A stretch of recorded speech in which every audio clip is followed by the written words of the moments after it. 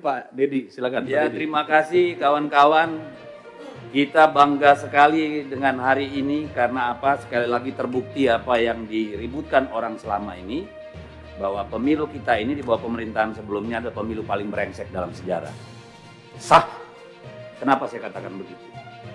545 daerah pilkada. Oke? Total putusan itu menyangkut 310. Bukan berarti di luar 310 nggak ada masalah. 310 itu hampir 60% dari total pilkada kita. Hampir 60%. Gila itu. Saya nggak tahu kita punya hak nggak untuk duduk lagi di ruangan ini semua. Kalau kita punya budaya malu, saya kira wajar kita mundur semua. KPU, Bawaslu, Mendagri, Kapolri, gagal kita ini. DPR juga, supaya adil. Gak apa-apa kalau perlu kita mundur berjamaah, saya siap. Supaya sebagai tanggung jawab kita terhadap bangsa ini loh. Hampir 60% pilkadanya bermasalah. Berarti yang tidak dipersoalkan itu hanya 235 daerah. Bukan berarti tidak ada masalah. Dari 235, 37 itu kota kosong. Berarti hanya 198 daerah. 198 daerah itu bukan tidak bermasalah. Either pelanggarannya terlalu masif sehingga tidak bisa dibuktikan, atau orang udah capek. Sekarang rakyat disuruh bayar lagi 1 triliun. Buat kelalaian kita semua. Yang bener aja kita ini tanggung jawab kita di mana? Masalah SKCK, ijazah, administrasi yang tanggung jawab siapa? KPU dong, mundur. Pecat semua yang di daerah itu, Pak DKPP. Putusan MK jelas, semuanya habis. Kalau nggak ada yang tanggung jawab, yang jaga republik ini siapa? Masa iya urusan remeh-temeh begini, ijazah palsu, masa jabatan, kayak keledai kita. Berulang-ulang masuk lubang yang sama. Ini soal kualitas. Secara administratif aja kita gagal. Gimana secara substantif? Ini keterlaluan kalau menurut saya. Hampir 60% pilkada bermasalah. Kepala daerah suruh tarung lagi. Dari mana uangnya? Minjem, jual, gadai. Besok-besok korupsi semua Bapak Ibu. Yang salah siapa? Karena kita tidak melaksanakan tanggung jawab kita. Nanti kita teriak, kepala daerah koruptor. Muaranya di sini. Ketidakmampuan kita menjaga pemilu yang jurdil bikin pelanggaran di mana-mana. Dan kita harus bayar itu semua. Enak banget. Apa yang mau kita sampaikan, Pak? Tidak adil kalau ini ditimpakan sama pemerintah daerah. Sudah anggaran dipangkas, suruh lagi dibiayai nih kelalaian kalian semua. Tidak akan ada gugatan kalau Gakumdu itu benar-benar kerja. Tidak akan ada yang masif kalau PJ-nya itu benar-benar punya marwah. Bawaslu-nya kerja benar. DKPP-nya kerja benar. Malu kita, Pak. Ini bukan cuma soal anggaran, ini soal peradaban. Ini bukan soal teknis. Buat apa kita pemilu?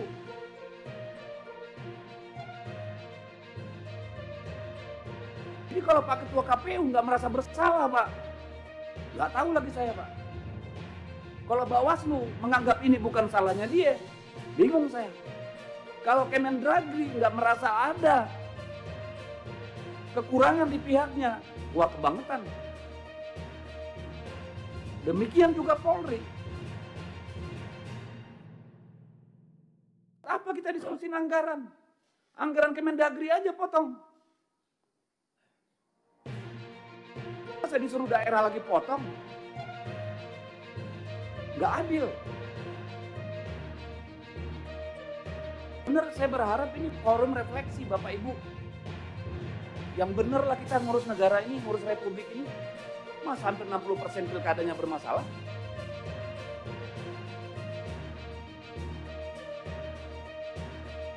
Kapan kita mau jujur, Pak? Saya tanya nih Pak Bawaslu, KPU, dan Pak Kementerian Dalam Negeri. Ini yang mau kita wariskan, Pak. Dan ini akan direplikasi pada pemilu-pemilu berikutnya, Pak. Ujungnya apa? Hutan habis, tambang habis. Semua dihabiskan untuk membiayai pemilu, Pak. Apa nggak ngelihat efek dominonya kita ini?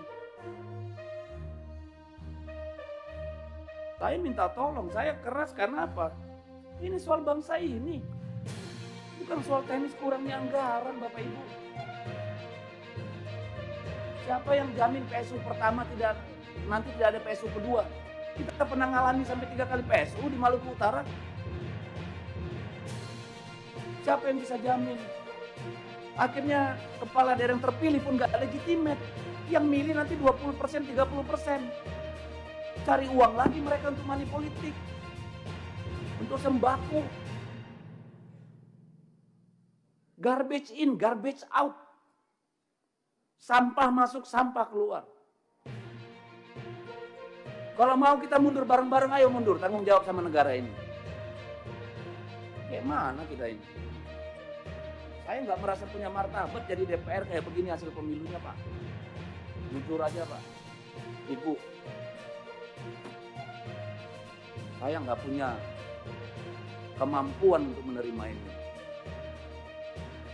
Ini yang kita hasilkan. Kita semua bagian dari persoalan.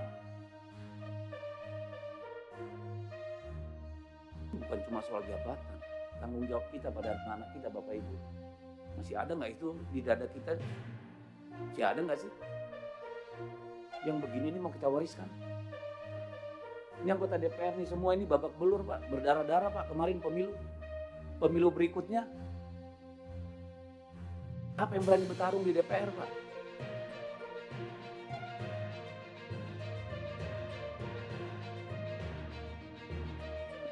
Saya habis kata, pimpinan, ini menyedihkan.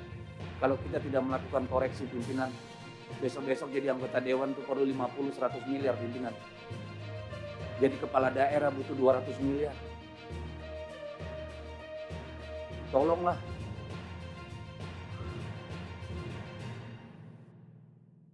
Saya minta tolong. Saya minta tolong bapak-bapak, ibu semua mundur. Kalau nggak berani mundur sendiri, saya ikut mundur. Nggak benar begini. Terima kasih Pak Dedi.